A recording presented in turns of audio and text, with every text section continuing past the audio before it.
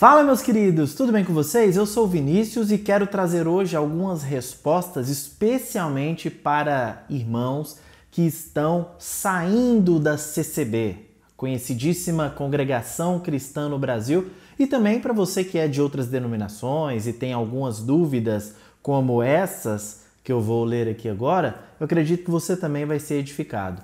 O objetivo desses vídeos, trazendo respostas a perguntas, é exatamente munir, ajudar, equipar irmãos com respostas para ajudá-los nas dúvidas que eles têm. Algumas pessoas que têm acompanhado o canal aqui eram de igrejas como a Congregação Cristã no Brasil, igrejas muito religiosas, onde doutrinas estranhas ao Evangelho são ensinadas. E muitos queridas estão saindo dessas igrejas e têm vontade de aprender o que é correto de acordo com o Evangelho. E eu preciso dizer aqui de forma honesta que, claro, as respostas que eu darei aqui são as minhas impressões da verdade. Eu não posso ser audacioso ao ponto de dizer que o que eu digo aqui é o estabelecimento da verdade. Não, são as minhas impressões do texto bíblico, as minhas impressões de acordo com os meus óculos, a minha tradição. Essas são as minhas impressões do que eu creio ser a verdade bíblica do Evangelho. Então vamos lá? Vamos responder essas perguntas? A primeira é a pergunta da Sânia Andrade, que diz: Vinícius, o que você acha das igrejas pentecostais que falam em línguas? Então, minha querida irmã, existe um debate até mesmo entre as igrejas pentecostais sobre o que é essa língua, ou quais são essas línguas. Essas línguas que são faladas durante a liturgia, durante os encontros, as reuniões, algumas pessoas acreditam que são línguas estranhas, línguas de anjos, uma língua exclusiva que Deus dá à pessoa para uma comunicação espiritual, especial, íntima entre a pessoa e Deus. É como se houvesse uma linguagem, uma frequência linguística específica entre a pessoa e Deus. Ninguém mais entende essa linguagem, ninguém mais consegue discernir, a não ser que haja o dom de interpretação, O intérprete ali junto que pode interpretar essa chamada língua estranha, a língua dos anjos. Mas existe também uma outra corrente que vai dizer que o dom de línguas é, na verdade, o dom de falar outros idiomas. E aí a passagem bíblica que corrobora com isso é o próprio derramamento do Espírito no dia de Pentecostes, quando os que estavam ali em Jerusalém, que eram de outras terras, ouviram os apóstolos falarem nas suas línguas maternas, na língua do lugar de onde eles vieram, ou seja, era uma língua humana que eles ouviram ali. Eu, particularmente, acredito que Deus possa sim dar o dom de línguas para alguém. E, de acordo com a Bíblia, pelo que eu vejo nos versículos bíblicos, eu acredito ser mais biblicamente fundamentada a posição que defende que o dom de línguas é um dom de idiomas que Deus entrega às pessoas, podendo ser até um instrumento na evangelização. Já pensou? Você vai para um outro lugar, ou você está em outro lugar, um outro país, que você não conhece o idioma, e Deus te dá ali o dom para falar no idioma das pessoas para quem você precisa pregar. Então, um dom muito útil, e eu acredito que Deus possa sim dar esse dom para alguém ainda hoje. Na igreja, como é administrado o dom, da forma que as coisas acontecem, eu acho, no mínimo, uma violação a 1 Coríntios 14, que coloca uma ordem no momento de reunião para que as pessoas, quem tiver esse dom, que falassem ali 2 ou 3, um de cada vez. Existe uma ordem prescrita na Bíblia para que isso aconteça. Não é o que a gente costuma ver por aí, geralmente é uma bagunça, é muita gente falando, não tem ninguém que interprete, é uma coisa que 1 Coríntios 14 diz que é importante ter um intérprete, porque a pessoa falar em outras línguas, para ninguém entender, não faz muito sentido, precisa ter um intérprete, Então é essa a minha opinião. Eu acho que o dom de línguas é atual, no sentido de que Deus pode entregar o dom de línguas, sim, para quem Ele quiser, mas entendo o dom de línguas como o dom de falar outro idioma e não uma língua completamente estranha, que nem na Bíblia se viu, Ninguém falando nessas línguas, nem na Bíblia. O Marcos Aurélio comenta aqui: Vinícius, gostaria que você falasse sobre o batismo, porque ele na CCB é salvífico e a partir dos 12 anos tem que batizar, porque se Jesus voltar ou a pessoa morrer antes de batizar, ela não é salva, mas tem que ser o batismo da congregação cristã. E é verdade que quando batizamos, os nossos pecados ficam nas águas do batismo e não pecamos mais? A CCB ensina isso, fiquei 21 anos lá.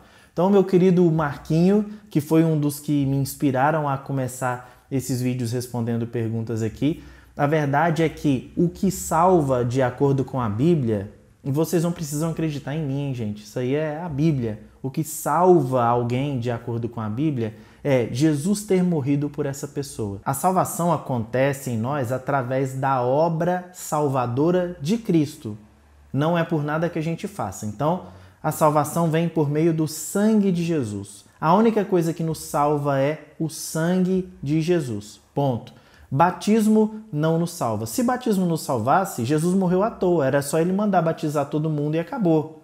O que nos salva é o sangue de Jesus. Os nossos batismos com água, eles são só uma representação daquilo que já foi feito por Cristo em nós. Esse é o grande símbolo, Jesus morrendo e ressuscitando. Aí ele completa a obra da salvação. Por isso, o batismo é o símbolo disso. A submersão, representando a morte de Jesus, e depois a pessoa saindo das águas representando a ressurreição de Jesus. O batismo, então, é só um símbolo. Ele significa algo que já foi feito.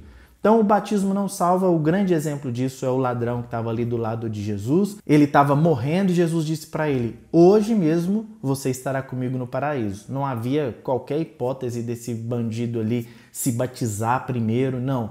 Ele morreu crendo em Jesus e isso foi suficiente. Jesus prometeu para ele que ainda naquele dia ele estaria com ele. E se o batismo não tem poder de salvar, quanto mais as águas da congregação cristã ou de qualquer igreja. Água nenhuma, não existe água benta, água nenhuma tem poder de trazer um benefício espiritual a alguém. A única coisa que pode nos beneficiar é a obra de Cristo. E ele fez isso por graça, por amor, sem exigir nada, sem exigir oferta, sem exigir que a gente se batizasse em determinado lugar. Nada. Nós somos salvos pela graça de Deus e só. Você está gostando do vídeo, das respostas? Então não esquece de curtir esse vídeo. Curte aí, porque isso ajuda muito o YouTube a divulgar esse vídeo para mais pessoas. E compartilha também nos grupos onde você está, de discussão, de teologia. Manda isso para pessoas que são da Congregação Cristã no Brasil, para que elas se atentem para o erro no qual elas estão. Isso é importante. Agora, é engraçado o pessoal dizer que apenas as águas da congregação cristã salvam. O que aconteceu com anos de história, milhares de pessoas durante toda a história do mundo que viveram antes da Igreja Congregação Cristã no Brasil, que ela é do início do século passado. Se apenas as águas da congregação cristã salvam, o que aconteceu com todos os outros crentes que viveram e que não foram batizados nas águas da congregação cristã? E é claro, aqui você pode colocar qualquer critério, a água de qualquer igreja ou hóstia ou qualquer coisa externa que se faça em qualquer igreja ou movimento religioso. Nada que é feito de forma externa pode gerar salvação para nós. A salvação é algo gerado por Deus em nós. Ele fez tudo, nós apenas a recebemos por graça e bondade dele, por mais nada. Então, é isso. O @user.z1zp e por aí vai perguntou aqui: bom dia, sou amigo do Marquinhos, gostaria de saber quando a pessoa morre, já vai para o céu? Olha, meu querido irmão ou minha querida irmã, eu acredito hoje, eu penso assim, porque isso para mim não é uma coisa batida a prego, tá? Tem determinados assuntos que eu não tenho assim nenhuma resistência à mudança. Eu acho que a gente deveria ser assim com tudo, né?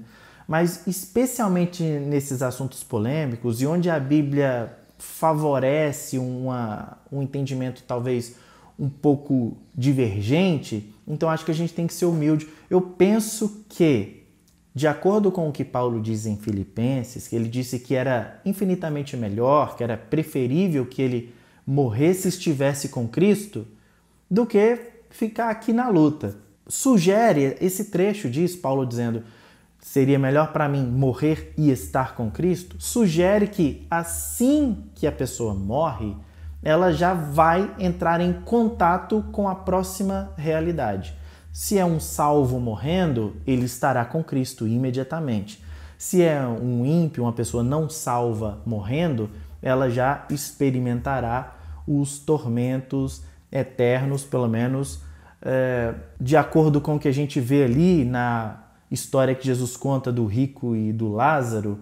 Quando o rico morre, o rico ímpio, perverso, ele já passa a experimentar os tormentos, da mesma forma que o Lázaro, o pobre miserável lá, quando ele morre, ele já passa a experimentar as bem-aventuranças. O meu entendimento vai nesse caminho, nessa direção. Como o próprio Jesus disse para o ladrão, mais uma vez, que estava ao lado dele, hoje mesmo estarás comigo no paraíso. Não é um dia. A impressão que dá é que na escatologia daquele irmão, que não é bandido, né, mas o irmão que estava crucificado do lado de Jesus, na escatologia dele, ele só estaria com Deus um dia no futuro. Porque ele diz, quando entrares no seu reino, lembra-te de mim. Parece que ele estava jogando o negócio para o futuro. Mas Jesus corrige a escatologia dele e diz, não é um dia, hoje mesmo você estará comigo no paraíso. Então Jesus parece que corrigindo a perspectiva dele de que isso aconteceria só em um futuro muito distante, Jesus diz, hoje mesmo, rapaz, é daqui a pouco você vai estar comigo no paraíso. Então sugere que quando nós morremos, nós já acessamos imediatamente a realidade espiritual onde nós estaremos, ou já com Cristo, ou já sofrendo algum tipo de tormento. Um outro usuário aqui, ou usuária, pergunta, a congregação fala que lá é a graça. Isso aqui é um dos maiores absurdos, viu, gente? Vocês que são da congregação cristã, eu falo isso com todo o respeito, mas quando nós analisamos biblicamente, você olhar para uma denominação, para uma instituição que nasceu no século passado e dizer que Paulo, há 2000 anos atrás, quando ele diz, pela graça vocês são salvos mediante a fé, você linkar essas duas coisas, pegar essa palavra graça de Paulo e emendar isso, colar isso numa instituição que só nasceu 1900 anos depois, para mim é um completo absurdo.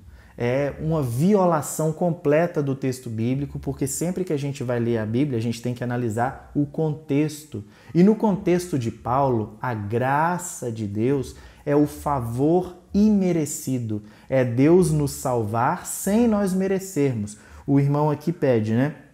Ou a irmã, fui da CCB por 42 anos e estou saindo de lá. Glória a Deus por isso. Pode me dizer o que é a graça? Então, que fique muito bem entendido. Graça de Deus não é uma denominação. A graça não é um poder, um direito que Deus deu a um grupo de pessoas e essas pessoas administram a graça de Deus e quem entra nessa denominação, então, está debaixo da graça? Definitivamente não.